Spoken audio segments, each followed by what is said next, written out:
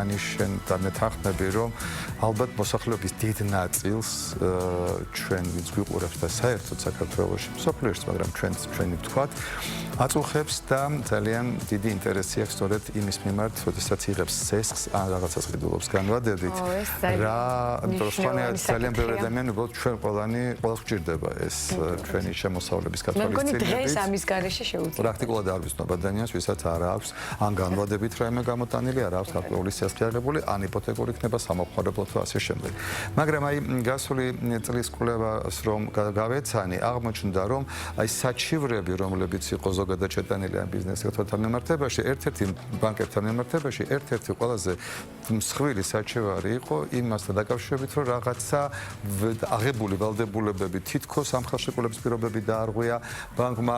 ეს რისი ბრალია რომ მე ვერ წავიკითხე სწორად ან არ იქნა გაგებული, ან არ იქნა შედგენილი სწორად და აი ეს სტატისტიკა არსებობს, მაგრამ ამაზე უფრო ვრცლად თუ რა უნდა გავითვალისწინოთ იმასთან დაკავშირებით თუ ოდესაც ჩვენ ვიღებთ სესხს, ოდესაც ჩვენ რამეს ნივთს ვყიდულობთ განვადებით, როგორ უნდა წავიკითხოთ ხელშეკრულება, რას უნდა მივაქციოთ ყურადღება, ჩვენ თვითონ თუ ვერ გავიგეთ ეს ყველაფერი, ხო არ ჯობია რომ მაინც იურისტთან ერთად გავარკვიოთ ძალიან კვალიფიცირებად და გასაგებიანაზე რომ აგვიხსნას ჩვენ. სწორედ აი ეს პრობლემატური და ძალიან აქტუალური საკითხები ვინდა დღეს თქვენთან ერთად განვიხილოთ და ჩვენი სტუმარი არის იურისტი სალონ ბეჟაშვილი, რომელსაც ვთხოვთ რომ სტუდიაში შემოგვიერთდეს და სწორედ ამ ამბებში გაგვარკვიოს. ეს თემა არ ახალია, დილამშვიდობის არ ახალია და მაგრამ რამდენი კითხვა იქნება ხა დარწმუნებული ვარ. მიუხედავად ამისა, რამ ხშირად საუბრობს მედია ამასთან დაკავშირებით, ძალიან ბევრი კონსულტაცია თითქოს არის გავლილი, მაგრამ მაინც ვაწყდებით იმას, რომ სულ გვაქვს პრობლემა იმ ხელშეკრულებასთან დაკავშირებით, პირველ ყოვლისა, რომელსაც ჩვენ ვდებთ და რომელიც სასწრაფოდ გვინდა რომ ხელი მოვაწევოთ, იმიტომ რომ ფული გვჭირდება.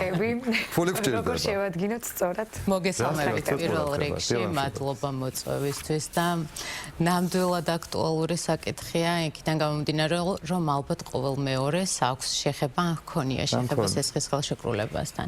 ბევრი საკითხია, რასაც შეიძლება მივაქციოთ ყურადღება. დავიწყებდი ალბათ ფორმიდან, ხელშეკრულების ფორმიდან. ახლა შეიძლება ჩვენ ხელშეკრულება გავაფორმოთ მიკროსაფინანსო ორგანიზაციასთან, ბანკთან, ან სხვა კერძო სამართლის პირთან, მაგალითად ფიზიკურ პირთან, ორგანიზაციასთან, რომელიც არ არის ბანკი. კანონი გვაძლევს შესაძლებლობას, რომ ზეპირადაც დაიდოს სესხის ხელშეკრულება და ეს ამას არ ურჩევდი მე. ზეპირად არა. ზეპირად კი წერილობით ვერ ვიგებთ ნახევარზე მეც რა წერია და ახლა კიდე ზეპირად. გეთანხმებით, ზეპირად ჩემი რჩევა იქნება, რომ არ დავდოთ ასეთი ხელშეკრულებები. თუმცა თუ საქმე მიდგება უკვე წერილობით. პირველად მესმის სხვათა შორის ზეპირს იტყვიერად. ხშირია სხვათა შორის პრაქტიკაში, თუმცა აქვე მტკიცების ტვირთი სხვაგვარად არის განაწილებული, რომ არ შეიძლება მხოლოდ მოწმეთა ჩვენებებით დავადასტუროთ ზეპირი სესხის ხელშეკრულების არსებობა, თუმცა ეს რთული საკითხი არის და ეს რჩევა იქნება ჩემი მხრიდან. თუ უკვე საუბრობთ წერილობით ხელშეკრულებაზე, აქ ძალიან ბევრი წვრილმანი საბოლოო ჯამში მნიშვნელოვანი ფაქტორია. მათ შორის საპროცენტო განაკვეთი, როგორც არის ან ნომინალური, ისე ეფექტური საპროცენტო. ხო, ამას ვერ იგებს ხოლმე ძალიან ხშირად. ხო, ეს ეფექტური საერთოდ სხვა. ხო, საკმაოდ ეს სიტყვებია ნომინალური, ეფექტური და ყველას გონია, რომ აი ეს რაც წერია, ეფექტურს ნიშნავს და პირიქით და გეთანხმებით, ხშირია ხოლმე შეცდომაში შეყვანილი მომხმარებელი. ასევე მნიშვნელოვანია საკომისიოები, პირგასამტეხლო, ჯარიმა, ან ხშირია ასევე ცალმხრივად ხელშეკრულებაში ცვლილების შესაძლებლობა. მეც ხშირად განმიხილავს ასეთი ხელშეკრულება, მაგალითად არის მითითება, რომ სტანდარტული პირობები განთავსებული არის ვებგვერდზე, რომლის ცვლილება ნებისმიერ დროს შეუძლია გამსესხებელ ორგანიზაციას და უბრალოდ შეატყობინებს სესხს. იცი, ბევრი ადამიანისთვის დარწმუნებული ვარ, ვინც სესხს იღებს, მთავარი პრობლემა და ამბავი არის ის, რომ თქვათ, გვაქვს გარკვეული შეთანხმება, ხო, რაღაც პროცენტზე. ამ პროცენტის გადახედვა, იმიტომ რომ ბევრმა ადამიანმა ჩემს ირგვლივაც სხვათა შორის არ იცოდა, რომ შესაძლებელია რეალურად ამ პროცენტის გადახედვა, ანუ შეთანხმების შემდეგ იცვლება რომელიმე მხარის მიბართ თუ არ არის შესაძლებელი შეცვალა. ნახეთ, პირველ რიგში ხელშეკრულებაში უნდა იყოს ეს მითითებული. თუ საუბრობთ ნომინალურ საპროცენტო განაკვეთზე და ამასაც განმარტავთ რა არის ნომინალური და რა ეფექტური საპროცენტო განაკვეთი, შეიძლება ეს იყოს ფიქსირებული ან ცვლადი და კონკრეტულ გარემოებებზე მითითებული. თუ ხელშეკრულებით ეს ნამდვილად ასე არის, რომ ცვლადი არის და დამოკიდებულია გარკვეულ ფინანსურ გარემოებებზე, ну, რა თქმა უნდა, შესაძლებელია. თუმცა კლიენტის მხრიდან მოთხოვნა შესაძლებელი არის პროცენტის გადახედვაზე, ხო სწორია? კონტრაქტი წესით არის დაკლებაზე. რა თქმა უნდა. ასეთი არ მქონია პრაქტიკაში, რომ განხორციელებულიყო, მაგრამ ზოგადად არსებობს ასეთი მუხლი ხელშეკრულების მისადაგება შეცვლილი გარემოებებისადმი და შეიძლება ამ მუხლის შესაბამისად თუ შეიცვალა იმგვარად გარემოებები, რომელიც ხელშეკრულების დადების ეტაპზე არსებობდა, შეიძლება რომ მოითხოვოს მცესხებელმა გადახედვა ხელშეკრულების ამის უფლება ნამდვილად აქვს. როგორი შედეგი დადგება ახლა არ ვიცი, ეს უკვე დამოკიდებული არის თვითონ ხელშეკრულების პირობებზე ან ნამდვილად შეიცვალა თუ არა ეს გარემოება. პატიოსანი გადამხდელი თუ ხარ თქვათ და კეთილსინდისიერად ასრულებ, გარკვეული წლების მანძილზე, მე მგონი. ეს ალბათ ხელშეკრულება თუ მოიაზრებს ამას, თორემ კანონი არ ითვალისწინებს კეთილსინდისიერი გადამხდელის შემთხვევაში შეღავათებს. ხო, იცით რა მაინტერესებს, აი მაინც მინდა რომ ვიცოდეთ იმ შემთხვევაში, თუ აღმოვაჩინეთ, რომ ხელშეკრულების პირობები დაირღვა. აი წავიკითხე ეს წვრილად დაწერილი ხელშეკრულება, გავიარე მე იურისტთან კონსულტაცია და აღმოჩნდა, რომ გარკვეულწილად არღვევს ხელშეკრულებას ამ შემთხვევაში ბანკის მხარე, ვინც დაგვიდო ეს ხელშეკრულება. როგორ ვიქცევით? იმიტომ ძალიან ბევრმა არ იცის, ვის უნდა მიმართოს და პირდაპირ მიდის და ბანკს ეუბნება, რომ შენ ის ბანკი რა თქმა უნდა ეუბნება, რომ არ დამირღვევია, კი დაარღვია, არ დამირღვევია, აი სად უნდა წავიდეს? ვის უნდა მიმართოს და რა ბერკეტი გააჩნია მას, რომ არ დაუჯდეს ძალიან ძვირი სამართლო დავები ბანკთან, იმიტომ რომ ეს კიდე ცალკე ხარჯებთან არის დაკავშირებული და აი როგორ უნდა მოიქცეს პირველ ყოვლისა. პირველ რიგში შევეხები აი წვრილად დაწერილი ხელშეკრულებაც ახსენეთ. რადგან ხშირი იყო ასეთი манипуляციები, რამდენიმე წლის წინ დადგინდა ის მინიმალური სტანდარტი, რასაც ფინანსური ორგანიზაციები მომხმარებელს უნდა ზრუნავდნენ და მიაწოდონ მინიმალური ინფორმაცია იმისთვის, რომ სწორი გადაწყვეტილება მიიღოს, მათ შორის წვრილად არ უნდა იყოს დაწერილი, ყველა მნიშვნელოვანი გარემოება უნდა იყოს ერთი და იგივე ფორმატით წარმოდგენილი და ასე შემდეგ. თუ აღმოვაჩინეთ, რომ ჩვენი უფლებები დაირღვა, ეს უკვე დამოკიდებულია ვისთან გვაქვს ხელშეკრულება გაფორმებული.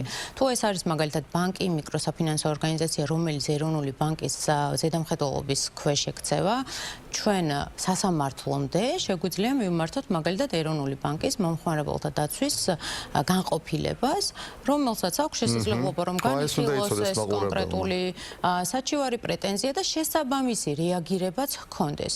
თუმცა არსებობს ისეთი ორგანიზაციები, რომელიც არ ექცევა ასეთი ეროვნული ბანკის რეგულირების და ზედამხედველობის ქვეშ და იმან გასცა, მაგალითად რიგითმა კომპანიამ გასცა და გასცემს ასეთ სესხებს. ასეთ დროს შეიძლება მაგალითად მომხმარებელთა უფლებების დაცვის სააგენტოს მიმართოს მხარემ.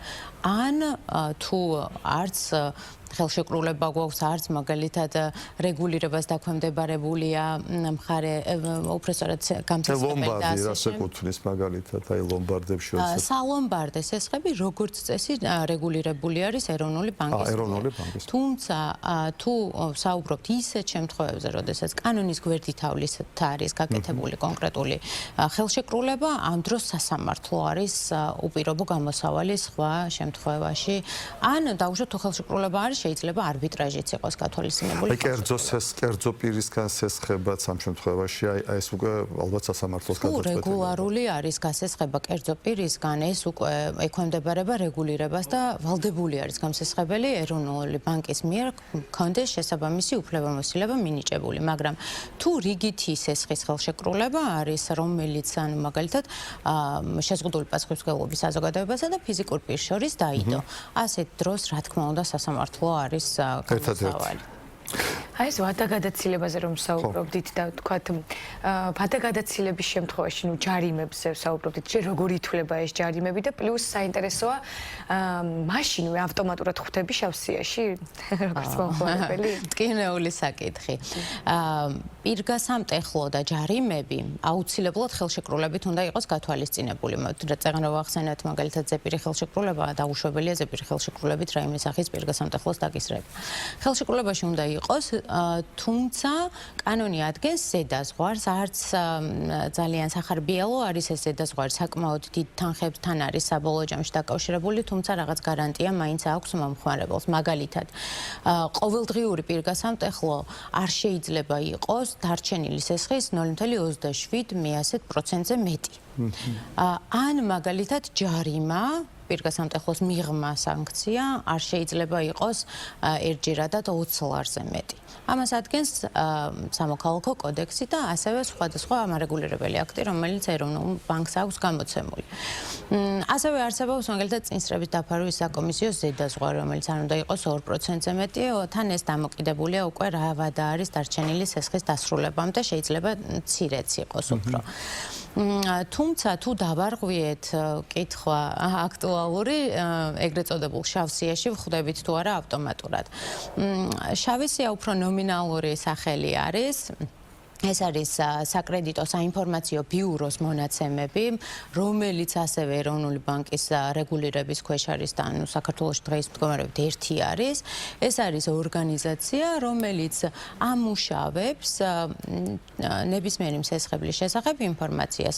გამსესხებლები, მაგალითად ბანკები, მიკროსაფინანსო ორგანიზაციები ყოველდღიურად აწვდიან ამ ეგრეთ წოდებულ კრედიტ ინფოს ინფორმაციას, თუ რა სახის სესხი გვაქვს, როგორ ვიხდით, რა ყველასთვის არის ხელმისაწვდომი. ყველასთვის ხელმისაწვდომი არ არის. გულშემატკივრის საფინანსო ორგანიზაცია, ვინც გასცემს სესხს. დიახ, გეტყვით, აი გამსესხებელი აწვდის ყოველდღიურ რეჟიმში, თუმცა ჩვენს შესახებ ინფორმაცია, ეგრეთ წოდებული რეპორტი, რომელშიც თავს იყრის ეს ინფორმაცია, მხოლოდ ჩვენი ნებართვით შეიძლება მესამე პირს გადაეცეს. მაგალითად, როდესაც ჩვენ მივმართავთ საკრედიტო ორგანიზაციას სესხის გაცემისთვის, ჩვენ თანხმობა უნდა მივცეთ კონკრეტულ მაგალითად ბანკს იმისათვის, რომ ეს ინფორმაცია გამოითხოვოს საკრედიტო ბიუროდან, დაამუშავოს და ამის მიხედვით გადაწყვიტოს უკვე რამდენად გადახდელ უნარიანი არის კონკრეტულად. გასაგებია, თურმე ყოფილა შავი სია, ეს ეგრეთ წოდებული, არც თუ ლეგალურად, როცა ერთმანეთს უზიარებენ ამ ინფორმაციას ბანკები და ეს გარკვეულწილად არ არის.